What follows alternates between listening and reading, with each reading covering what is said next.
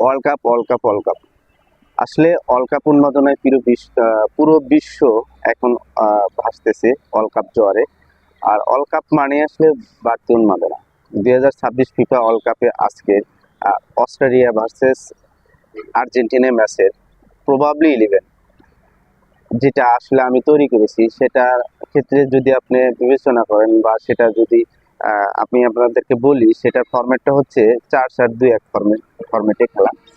আসলে আমার মনে হয়, আমি ব্যক্তিগতভাবে যেটা ভাবি, যদি এটা আসলে 4-4-2-1 ফরমেশনে খেলে তাহলে কিন্তু আসলে খেলার শক্তিটা অন্য লেভেলের আসলে হবে। যদিও আর্জেন্টিনার স্ক্যালোনির মতো আমার এতটা আসলে এক্সপিরিয়েন্স নাই, বা যতটুকু খেলা দেখে খেলাপ্রেমী হিসেবে যতটুকু বুঝি, সেই এক্সপিরিয়েন্স থেকে আসলে আমার এই ফরমেশনটা তৈরি করা।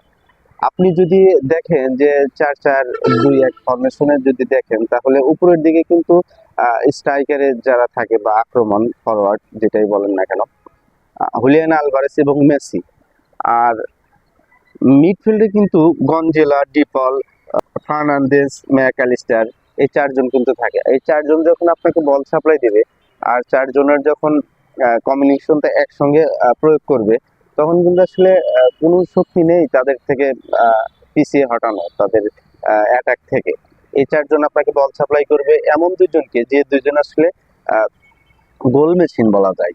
এই গত মৌসুমটা যদি দেখেন, পিছনের ওয়ার্ল্ড কাপের আগের মৌসুমটা যদি দেখেন, হুলিয়ান আলভারেজের যদি পারফরমেন্সটা দেখেন, তাহলে প্রত্যেকটা ম্যাচে তার গোল গোল আছে, প্রত্যেকটা ম্যাচে। আর গোল করার মতোই সে একজন প্লেয়ার, যার ক্ষুধাই শুধু গোলের। আর মেসি তো গড মেসি, মেসির কথা বলার কিছু নাই। মেসি আসলে ওয়ার্ল্ড ওয়ার্ল্ডের একজন সেরা খেলোয়াড়। মেসির সাথে কারো তুলনাই হবে না। আর মেসিকে যারা সমর্থন দিবে, তারা কিন্তু বর্তমান সময়ে, সাম্প্রতিক সময়ে মানে দুর্দান্ত পারফরমেন্স করে যাচ্ছে। ডিপল তো তার আসলে ছায়াসঙ্গী, তার একটা অংশ। অ্যানজো ফার্নান্দেজ, ম্যাকালিস্টার, আপনার গঞ্জেলাস, এদের আসলে এরা যে সাপোর্টটা দিবে, এই সাপোর্টে কিন্তু তারা আসলে গোল বন্যা বয়ে দিতে পারে। আর নিচের দিকে যদি বলি, আমি নিচের দিকে ডিফেন্স লাইনটা দেখেন। ডিফেন্স লাইনে আছে মেডিনা, মার্টিনেস, রোমেরো, মলিনা। এই চারটা ম্যানকে অতিক্রম করা কোন স্ট্রাইকারের পক্ষে কি সম্ভব? হ্যাঁ, সম্ভব। আসলে এটা তো খেলা একটা অংশ, পার্ট। তো সাম্প্রতিক সময় যদি বিবেচনা করেন, সেই ক্ষেত্রে আমরা বলবো যে এই চারটা ডিফেন্সকে অতিক্রম করে গোল করা আসলে সম্ভব না, খুবই মানে অতি সহজ না। আর তারপরে এই চারজনের পিছনে যে আছে এমিলিয়ানো মার্টিনেজ, তো তার কথা কি বলবো, সে একজন বাজ পাখি। তার দুর্দান্ত সেভ, তার বুদ্ধিমত্তা, সবকিছু বিবেচনা করলে ফুল প্যাকেজ নিয়ে কিন্তু আর্জেন্টিনা নামছে। আসলে আর্জেন্টিনা যদিও খেলা অনিশ্চয়তার খেলা, 2022 ওয়ার্ল্ড কাপে সৌদি আরবের কাছে কিন্তু এই আর্জেন্টিনাই হেরেছিল।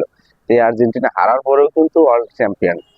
তো সাবেক এই ওয়ার্ল্ড চ্যাম্পিয়ন কিন্তু এবারও আসছে আসলে এই ওয়ার্ল্ড চ্যাম্পিয়ন হওয়ার জন্যই। 2022-এর ধারাবাহিকতা ধরে রেখে তারা আসছে, একটা শক্তিশালী দল নিয়ে আসছে 2026 ফুটবল বিশ্বকাপে।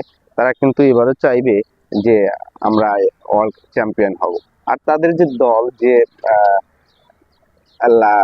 আপনার হচ্ছে মিডফিল্ড, ফরওয়ার্ড, ডিফেন্স, গোলকিপিং, তো এদের আসলে দিকে তাকালে বোঝাই যায় যে আসলে এরা আসলেই 2026 ওয়ার্ল্ড কাপের দাবিদার। তো যাই হোক, আজকের ম্যাচটা কিন্তু খুবই গুরুত্বপূর্ণ ম্যাচ। বা আর্জেন্টিনা ফ্যান যারা আছি, আমরা বাংলাদেশের যারা আর্জেন্টিনা ফ্যান, তারা কিন্তু অধীর আগ্রহে আছে। এবং রাত 11টায় খেলা, সেই খেলাটা উপভোগ করবে সবাই। তো খেলা উপভোগ করতে গিয়ে যেন আমরা কারোকে ছোট করে না দেখি বা কারোর সঙ্গে ঝগড়া বিবাদে না যাই। তো সবাই সবার দিক থেকে আসলে এটা বিবেচনা করে আর রাত 11টায় কিন্তু চোখ রাখবেন সবাই আর্জেন্টিনা ভার্সেস অস্ট্রেলিয়া খেলা দেখার জন্য। আর খেলার কি হয়, রেজাল্টটা কি, সেটা নিয়ে কিন্তু বিস্তারিত ভিডিও আগামীকালের ভিডিওতে থাকবে ইনশাল্লাহ। তো সবাই বেশি বেশি করে একটু আমার পেজটাকে ফলো করে দিবেন। যদি আমার কথাগুলো ভালো লেগে থাকে, ম্যাচ অ্যানালাইস, ম্যাচ হাইলাইটস নিয়ে কথা বলি, বা ভুল ত্রুটি ক্ষমা করে ছোট ভাই হিসেবে দেখবেন। আর সবাই আশা করি আমার পেজে ফলো দিয়ে একটু সহযোগিতা করবেন। ধন্যবাদ সবাইকে। আসসালামু আলাইকুম।